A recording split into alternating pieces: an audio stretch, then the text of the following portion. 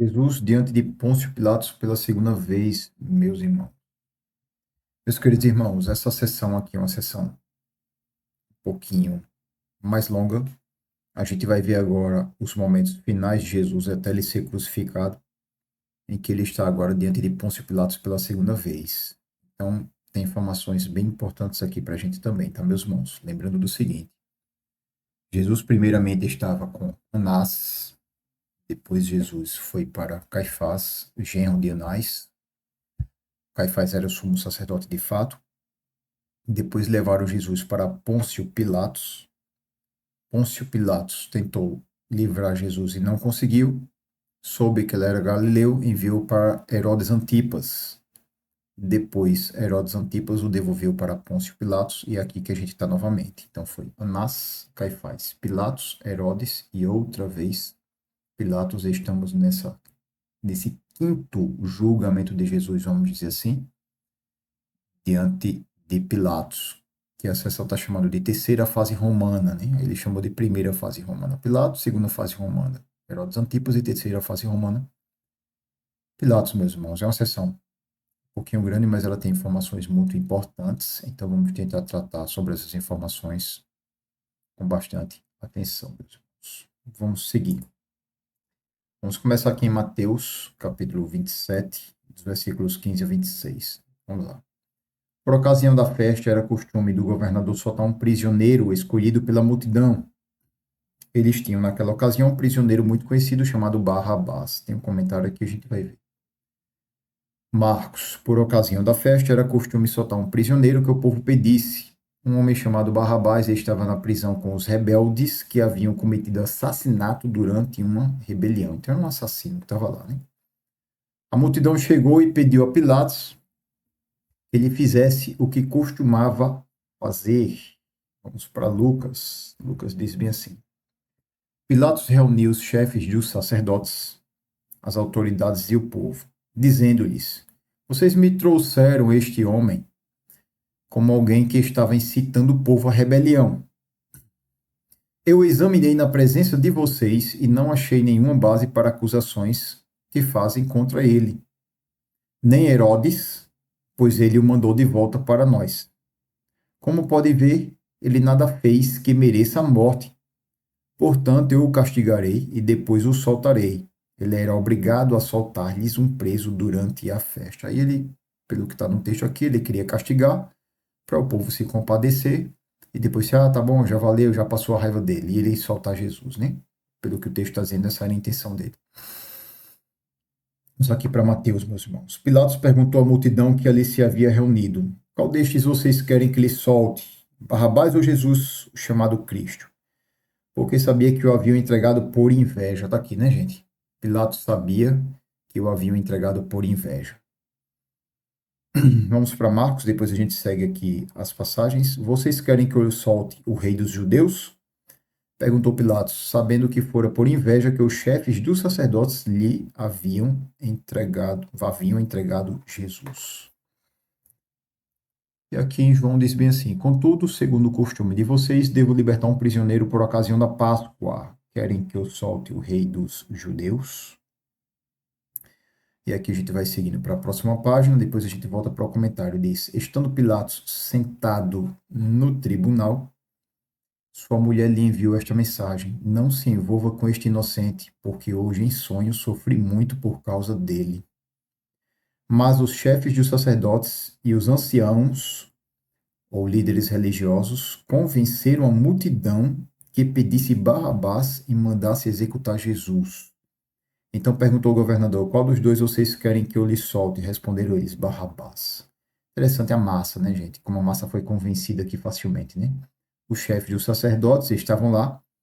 Vê que os chefes dos sacerdotes não eram populares, porque os chefes dos sacerdotes eram saduceus. Os anciãos também eram saduceus. Os populares eram os fariseus. E os fariseus eram quem era a maioria. E os saduceus, eles ficavam ali utilizar essa expressão em pé de orelha com os fariseus, porque eles tinham o apoio da população.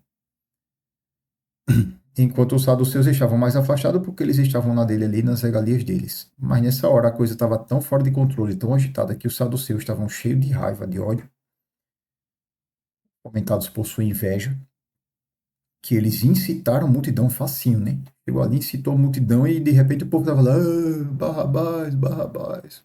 Ninguém sabia o que estava acontecendo, a massa. Marcos diz bem assim: mas os chefes dos sacerdotes incitaram a multidão a pedir que Pilatos, ao contrário, soltasse Barrabás. O que aconteceu? Vamos para Lucas. Lucas disse bem assim: a uma só voz eles gritaram: acaba com ele, solta-nos Barrabás. Barrabás havia sido lançado na prisão por causa de uma insurreição na cidade e por assassinato. Interessante, né, gente? A gente vê aqui essa passagem. Vamos subir aqui um pouquinho, a gente volta já para esse 18. A gente vê essa passagem aqui dizendo bem assim: Pilatos reuniu os chefes dos sacerdotes, as autoridades e o povo, dizendo: vocês me trouxeram este homem como alguém que estava incitando o povo à rebelião. E Barrabás? Barrabás estava preso porque estava na rebelião com o povo, inclusive tinha matado, era assassino. Jesus não tinha matado ninguém. Eles não tinham dito que estava entregando Jesus porque Jesus disse que não era para devolver os impostos, não era para entregar impostos. Ele disse que não é para dar imposto a César, que foi mentira.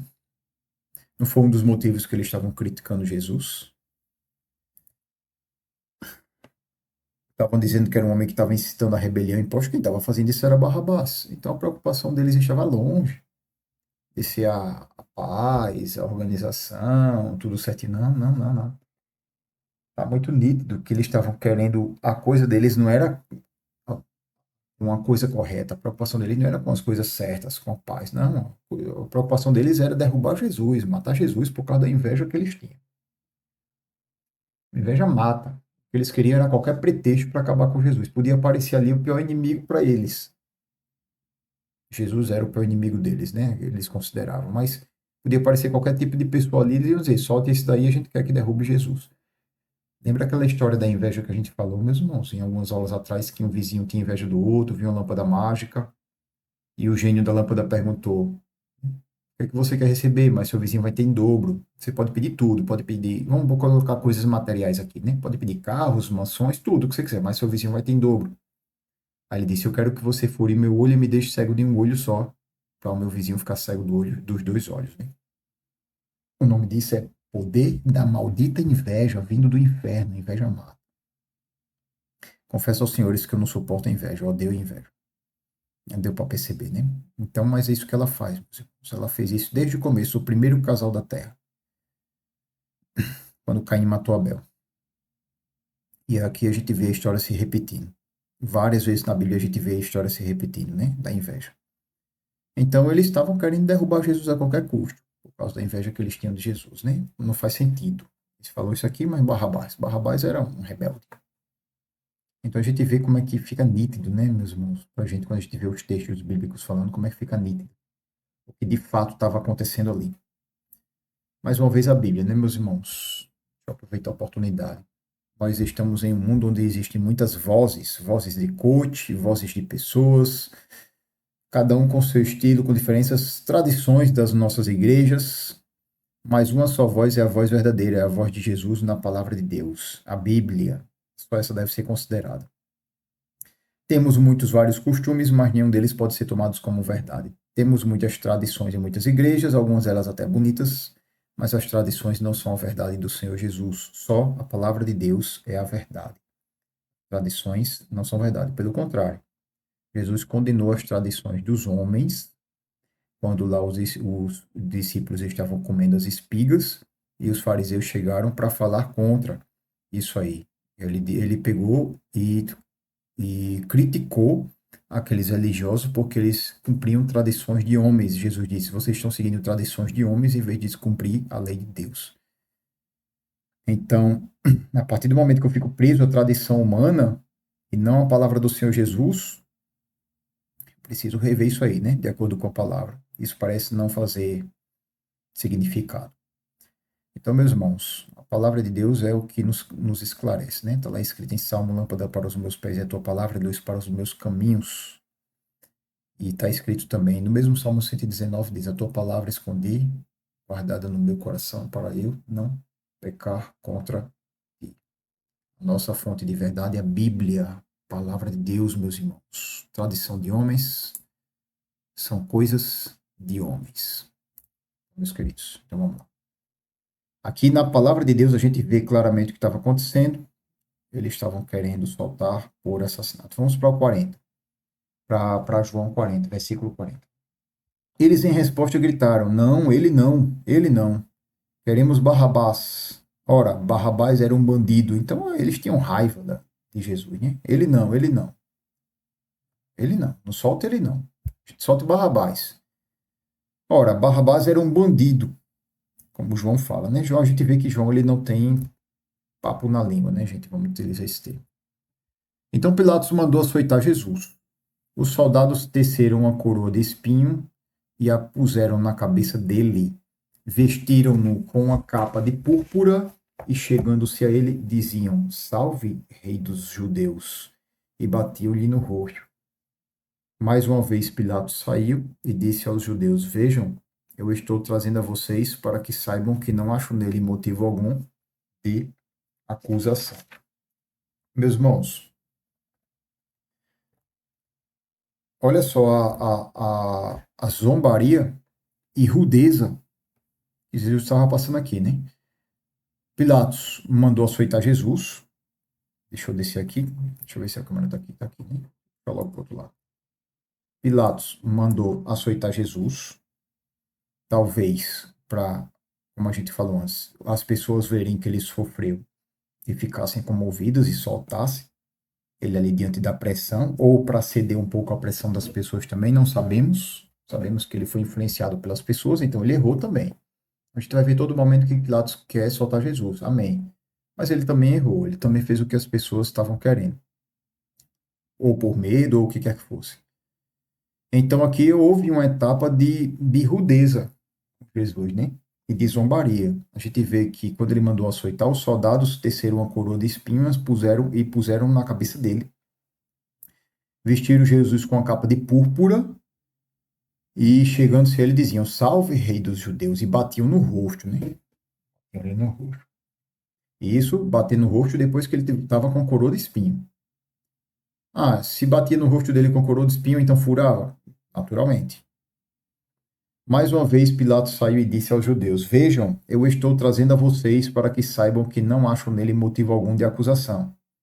Quando Jesus veio para fora, usando a coroa de espinhos e a capa de púrpura, disse-lhe Pilatos: Eis o homem. Eis o homem. Então Pilatos fez isso aqui, né? A gente vê que. Eu vou até fazer uma espécie de propaganda, vou dizer assim, no filme Paixão de Cristo, né? Que eu gosto muito. Ele traz isso aí de uma realidade bem firme, né? Pra gente. Em que essa etapa que Jesus passou foi uma etapa bem cruel, com chicotadas, com Jesus apanhando, com coroa de espinho, eles batendo no rosto de Jesus em cima da coroa de espinho, eles estavam nem aí, eles machucaram mesmo, ia para machucar mesmo. E aqui a gente segue, meus irmãos, com as outras passagens. Vamos mais uma vez pegar Mateus, Marcos e Lucas, depois a gente segue com João aqui. Mateus diz bem assim: Perguntou Pilatos: Que farei então com Jesus chamado Cristo? Todos responderam: Crucifica-o. Por quê? Que crime ele cometeu? Perguntou Pilatos. Mas eles gritavam ainda mais: Crucificam. Crucificam, né? O povo, a massa, guiado pelos chefes dos sacerdotes, por todos os religiosos que estavam ali. Marcos: Então que farei com aquele a quem vocês chamam rei dos judeus? Perguntou-lhe Pilatos. Crucifica-o, gritaram eles. Por quê? Que crime ele cometeu? Perguntou Pilatos. Mas eles gritavam ainda mais: Crucifica-o. Mesma coisa que Mateus praticamente. Vamos para Lucas. Desejando soltar Jesus, Pilatos dirigiu-se a eles novamente. Mas eles continuaram gritando: Crucifica-o, crucifica-o. Pela terceira vez ele lhes falou: Por quê? Que crime este homem cometeu? Não encontrei nele nada digno de morte. Vou mandar castigá-lo e depois soltarei. Houve o castigo, que a gente já leu. E a gente lê aqui agora João, meus irmãos. João está escrito bem assim. Ao vê-lo, os chefes dos sacerdotes e os guardas gritaram, crucificam. Então, se o objetivo de Pilatos era fazê-lo sofrer aqui para comover aqueles homens, ele passou por estado aqui, foram rude com ele, né, zombaram dele também, além dele já ter sido zombado lá com Herodes Antipas. Se o objetivo disso foi comover o coração duro daqueles homens, não adiantou de nada, meus irmãos. Eles tinham inveja, a inveja ia matar. Jesus disse, né? O que é que faz, lá em Mateus 23, o que é que faz vocês pensarem que vocês vão se livrar do inferno, da condenação do inferno? Ao vê-lo, os chefes dos sacerdotes e os guardas gritaram, crucifica-o, crucifica-o. Jesus falou ali, ai de vós escribas e fariseus hipócritas, né? E o mesmo está se vindo aqui para os chefes dos sacerdotes, né, meus irmãos, que eram saduceus. Mas Pilatos respondeu, levem-no vocês e crucifiquem-no. Quanto a mim, não encontro base para acusá-lo. Os judeus insistiram, temos uma lei e de acordo com essa lei ele deve morrer, porque se declarou filho de Deus. Ao ouvir isso, Pilatos ficou ainda mais amedrontado e voltou para dentro do palácio. Então perguntou a Jesus, quando ele voltou para o pretório, né? A gente levou Jesus lá para dentro e perguntou: de onde você vem? Mas Jesus não lhe deu resposta. Você se nega a falar comigo? Disse Pilatos. Não sabe que eu tenho autoridade para libertá-lo e para crucificá-lo? Aí não adiantava mais ele pagar uma de poderoso para cima de Jesus, né, gente? Jesus respondeu: não terias nenhuma autoridade sobre mim se esta não te fosse dada de cima. Por isso, aquele que me entregou a ti é culpado de um pecado maior. Então, é culpado de pecado maior? Ou seja, Pilatos também estava errado? Estava, gente. Ele mesmo disse aqui, olha, você não sabe que eu tenho autoridade para libertar e para crucificá-lo, porque ele não libertou. Ele não tinha autoridade para libertar? Ah, por causa da pressão. Sim, mas ele não tinha autoridade? Por que ele falou isso? Então, por que ele não libertou? Porque ele cedeu à pressão da multidão daqueles homens, quaisquer que fossem os motivos. Aí, agora, claro, Jesus disse, né? Aquele que me entregou a ti é culpado de um pecado maior, ou seja, aqueles religiosos que entregaram Jesus por inveja, o pecado deles é maior do que o pecado de Pilatos, segundo Jesus, meus irmãos. Ele continua seguindo aqui, João diz bem assim: daí em diante, Pilatos procurou libertar Jesus, mas os judeus gritavam: se deixares esse homem livre, não és amigo de César. Quem se diz rei opõe-se a César. Olha a pressão, gente.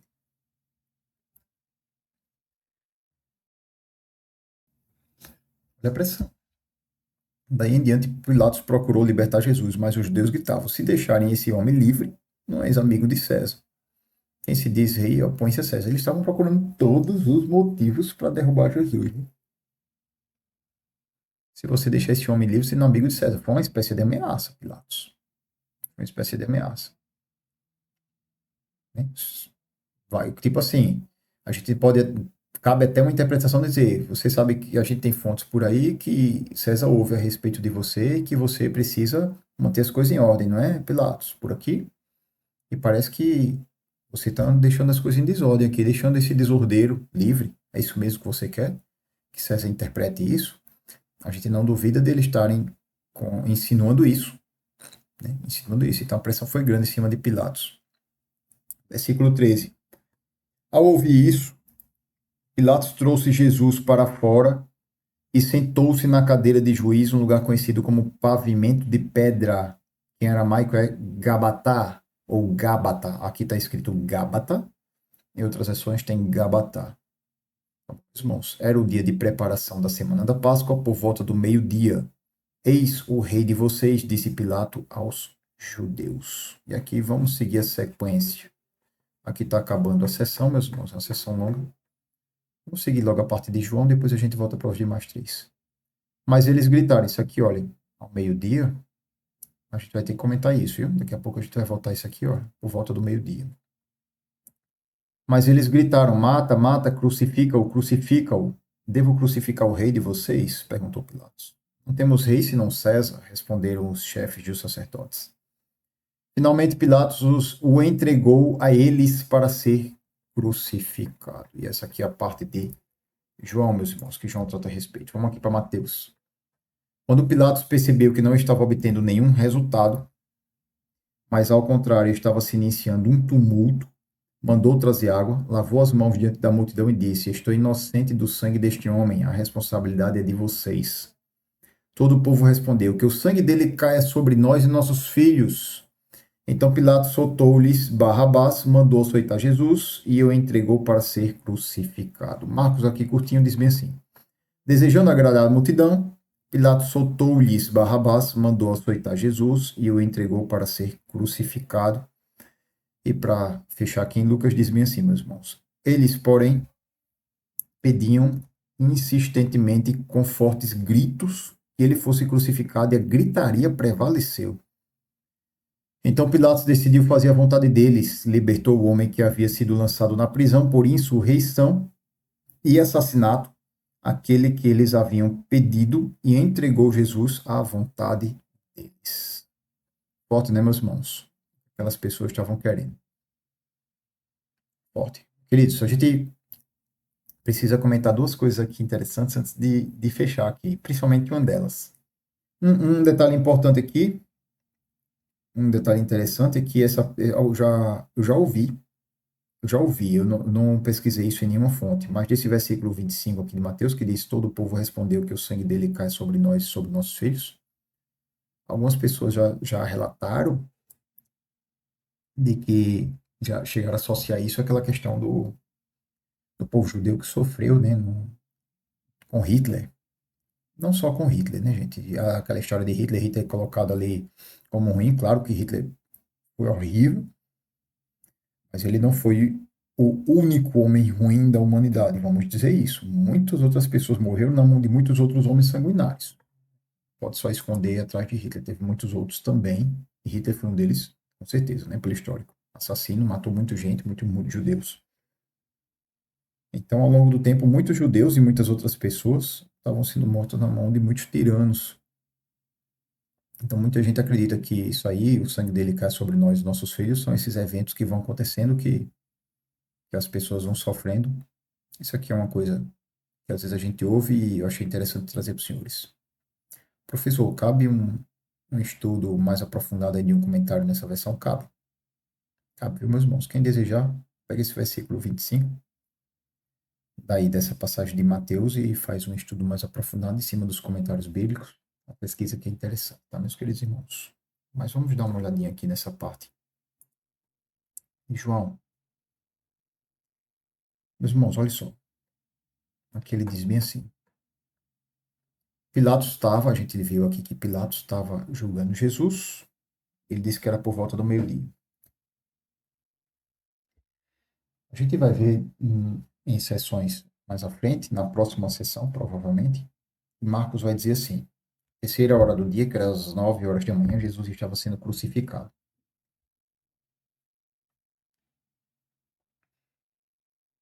Se Jesus estava sendo crucificado às 9 da manhã, e nós já repetimos isso algumas vezes em aulas anteriores, porque ele estava dizendo que estava sendo julgado ao meio-dia.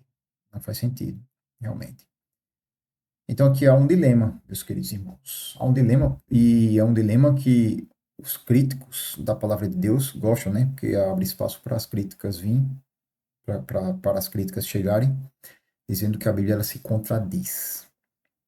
Então, aqueles que buscam harmonia tentam dar uma analisada nessa situação. Existem alguns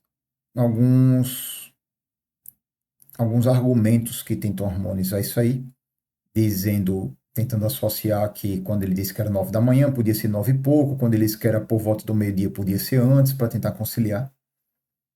Há um outro argumento, que foi o argumento que eu achei mais interessante, que foi de William Hendrickson. O argumento de Champlin também é muito bom e é muito completo, só que o argumento de Champlin ele não coaduna muito com o argumento de William Hendrickson. Tá, meus irmãos? Estou falando isso porque quem desejar se aprofundar nisso aí já vai ser interessante. Caso alguém deseje também, nessas informações podem valer. Se Jesus foi crucificado 9 da manhã, porque ele disse que ele está sendo julgado por volta do meio-dia. Meus irmãos, a gente precisa pegar um tempinho e investir numa situação aqui. O sistema judaico de se medir as horas era diferente. A gente já viu isso. Era a partir das 6 da manhã. Do nascer do sol, que era ali por volta das 6 da manhã. Então, a hora 3 ou 3 horas, ou terceira hora do dia, era a terceira hora após as 6 da manhã, ou seja, 9 da manhã. A a sexta hora do dia, ou às 6 horas depois das 6 da manhã, era meio-dia. Hora que houve trevas sobre a terra. A gente vai ver que foi da sexta hora à hora nona. Hora nona são as 9 horas depois das 6 da manhã. Então, a hora nona são 3 da tarde, para a gente hoje. Mas esse era o sistema judeu de se contar. A gente viu, já tratamos isso, vou repetir que naquela parábola que Jesus faz do Senhor contratando os empregados, ele contrata a gente até a hora undécima. A hora undécima, ou hora 11, que são 11 horas depois das 6 da manhã, das 5 da tarde. 5 da tarde já é próximo do pôr do sol, considerando o pôr do sol 6 da tarde. E aqueles homens que só trabalharam 1 hora de trabalho ganharam também um denário igual quem trabalhou o dia inteiro. Tá injusto, não tá? Esse foi o sentido da parábola, tá? Ok, professor, entendi. Mas e aí? E aí, meus irmãos, que esse era o sistema judaico de se contar, mas não era o sistema romano. O sistema romano era o nosso sistema. Por exemplo, a passagem do dia para a gente aqui no Brasil é de que horas? Meia-noite. Então, a partir da meia-noite, 0 horas, inicia outro dia. O que não faz sentido, né, gente? No meio da noite iniciar um outro dia? Mas porque o nosso sistema é igual ao sistema romano, meus irmãos. A hora deles era igual à nossa. A nossa hora é igual a deles. Na verdade, nós somos descendentes latinos. Descendentes latinos é descendente do povo romano. A nossa língua é uma língua latina. Nossa língua é bem parecida com o atual italiano. A nossa língua é bem parecida com a língua que os romanos falavam na época de Jesus também, gente. Por exemplo, Imperador Cláudio, Imperador César, Augusto, Tibério, são nomes que a gente vê mais comumente hoje. A gente não vê muito o nome Barrabás. Ou Barrabás, vem cá, é mais difícil da gente ver nomes Barrabás. Pode ter nome Barrabás, mas é mais difícil da gente ver. É mais difícil da gente ver nomes como Bar Jesus, Bar Jonas, mas é mais fácil a gente ver Cláudio, Cláudia, a esposa do governador. É mais fácil a gente ver o nome governador Félix. Félix é o nome que a gente costuma. Cláudio, Félix, Antônio, Augusto, César. São nomes que mais comumente a gente vê. Por quê? Porque a nossa língua brasileira é descendência da língua latina. Então, meus queridos irmãos, deixa eu falar uma coisa aqui interessante, talvez até engraçada. Se nós fôssemos daquela época, por descendência, né, uma comparação aqui, uma comparação, claro que não é nada científico o que eu vou falar aqui, tá, meus irmãos? É uma comparação cômica. Se nós fôssemos daquela época, nós seríamos os soldados inimigos. Aqueles soldados inimigos do povo judeu.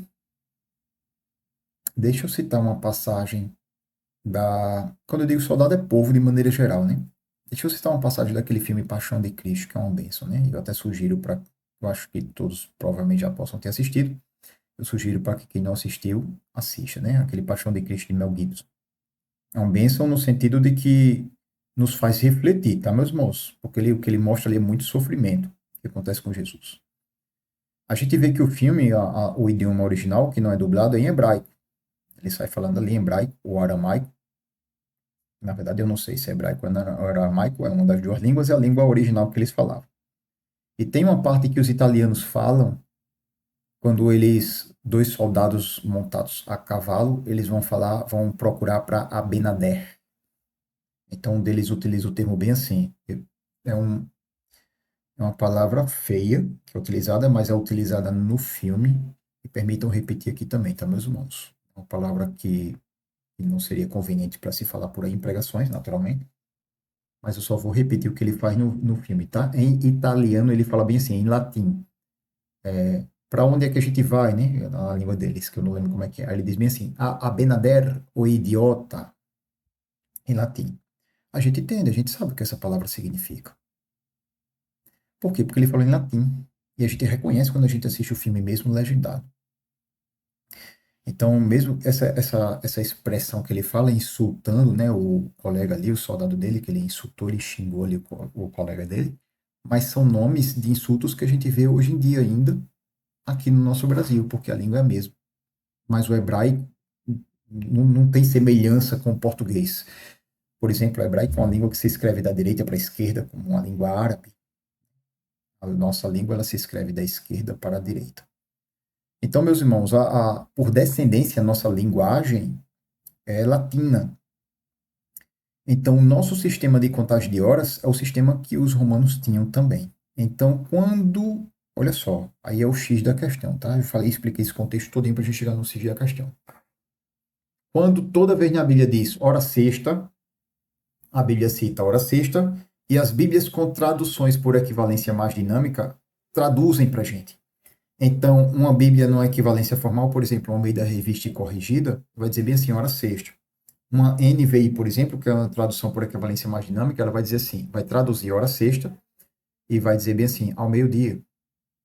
A tradução por equivalência formal, uma Almeida Revista e Corrigida, vai dizer assim, na hora 1 décima ou às 11 horas. A tradução por equivalência dinâmica vai dizer assim, às 5 horas da tarde ou às 17 horas. Mas a gente vai entender qual hora que ele está significando para o dia de hoje. Quando esse versículo 14 está escrito, esse versículo 14, nessa parte de João, que a gente está vendo, ele vai estar escrito a sexta hora, ou às 6 horas. A sexta hora, a partir de 6 da manhã, da meio-dia, correto? Por isso que ele botou meio-dia. Essa versão é a versão NVI, a tradução por equivalência mais dinâmica. Mas alguns estudiosos, esse caso do William Hendrickson, e eu achei muito interessante, concordam que quando João estava datando, isso acontece várias vezes, ele não estava datando no sistema judeu de contagem, mas no sistema romano de contagem. Se ele estava datando no sistema romano de contagem, quando ele disse que isso aconteceu às 6 horas, era às 6 horas, nossas 6 horas, que as horas 6 horas romanas. Qual 6 horas é para a gente do Brasil hoje, que seria o latino lá também para eles? Ou seria seja amanhã ou seja noite. Nesse caso, tinha como ser às 18 horas, pelo contexto que a gente está vendo? Não. Não dá, já tinha amanhecendo o dia, eles estavam no julgamento. Então, considerando esse argumento como um argumento válido, e o argumento que William Hendrickson traz, e eu acredito que faz muito sentido para mim, esse julgamento estava acontecendo por volta das 6 da manhã e não do meio-dia, tá, meus irmãos? Isso significa dizer que não está em contradição o que está escrito em João aí e o que está escrito mais à frente em Marcos, quando ele vai citar que Jesus está na prisão à terceira hora do dia, que é às 9 da. E, meus irmãos, uma passagem muito interessante. Professor, essa não é a única vez que João cita horários, ele cita outras vezes. Verdade, meus irmãos. Lá em João 1, quando ele diz que, olha que interessante, né? Isso aí é tema para se aprofundar, tá? Quando João cita a hora que eles se encontraram com Jesus e perguntaram, né? Jesus perguntou: o que vocês querem, né? Onde moras, Rabi? Ele cita um horário. E aquele horário pode ser calculado também, a gente traduzindo no sistema judeu, dá 4 da tarde. Mas se a gente fosse calcular o horário que ele cita às 10 horas, que seria a hora décima, seria 4 da tarde. Se ele diz a hora décima às 10 horas, pode ser às 10 horas sim no sistema romano, ou seja, ou seria 10 da manhã ou 10 da noite.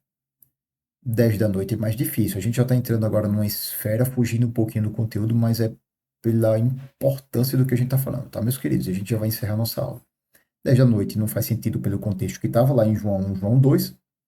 Jesus estava ali praticamente começando o dia e recrutando boa parte dos discípulos, então empurra mais para 10 da manhã, o que faz até mais sentido do que 4 da tarde, se for considerar esse comentário como verdadeiro, porque ele estava ali com João, estava João e André, apesar que João disse um discípulo, não disse que era ele mesmo, mas ele falou até a hora, né? Aquele momento foi muito marcante para ele.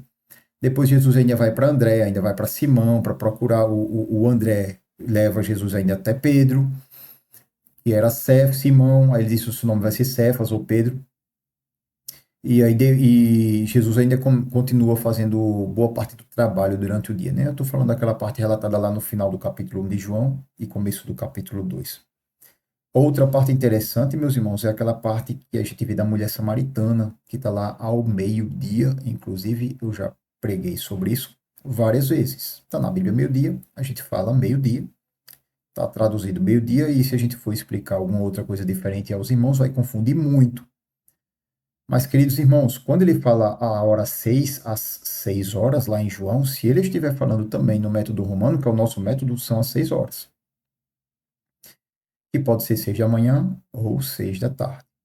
E aí tem os estudos que se aprofundam para saber se era 6 da manhã ou 6 da tarde, mas isso já não é detalhe que a gente vai falar aqui. O que é que a gente precisa entender, queridos irmãos, meus amados irmãos, professores, líderes na casa do Senhor Jesus Cristo, pastores, pessoas que eu estou falando, pessoas que aprendem a palavra de Deus para viver e para ensinar e para difundir o Evangelho. Eu estou trazendo isso para os senhores para que a gente enxergue dessa maneira, tá, meus irmãos? Enxergue de uma maneira diferente, enxergue num ângulo mais amplo. Então, a possibilidade de que aquele meio-dia que está escrito ali não tenha sido meio-dia. Foi escrito, mais uma vez, porque as Bíblias, por tradução, por equivalência dinâmica, eles pegam o que está escrito lá de hora sexta, hora nona, e traz todos como método judeu, então traz para os dias de hoje. A equivalência formal mantém hora sexta, hora terceira, hora do dia, hora undécima, hora décima, ou às 10 horas. Mas a tradução por equivalência dinâmica transforma, mas transforma tudo, como se tudo fosse o método judeu. Mas se a gente fosse aprofundar, a gente pode perceber que João pode ter escrito também as horas no método romano, que é o nosso método igualzinho. A Bíblia vai traduzir? Vai. Mas existe chance do horário que vai estar aparecendo ser um horário diferente do horário que realmente era, tá? Ah, isso é um absurdo? Não, meus irmãos, é só questão de tradução, de interpretação. O que a gente já está estudando é coisa mais aprofundada, a gente já está estudando a nível de pesquisa, e é interessante a gente entender isso. Isso amplia muito o nosso conhecimento, a nossa maneira de ver as coisas, tá, meus irmãos? Com isso, a gente vai encerrar essa nossa aula de hoje, uma aula muito interessante, muito profunda, muito rica. Essa questão do dilema de João, nesse versículo 14 dele,